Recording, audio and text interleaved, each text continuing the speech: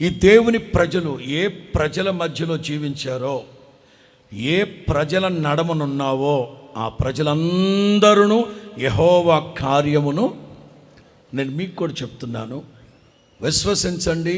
ఈ శుభ వేళ, ఈ హోసన్నా మినిస్ట్రీస్ ఆవిర్భావ దినోత్సవ శుభ సందర్భంలో నేను మీకు చెప్తున్నాను, మీరు ఏ ప్రజల మధ్యలో ఉన్నారో, ఏ కులస్తులు మా వాళ్ళందరూ అని మీరు అనుకుంటున్నారో, ఏ కాలనీలో మీరున్నారో, ఏ పేటలో మీరున్నారో, ఏ అపార్ట్మెంట్లో మీరున్నారో, ఏ హాస్టల్లో మీరున్నారో, ఆ ప్రజల మధ్య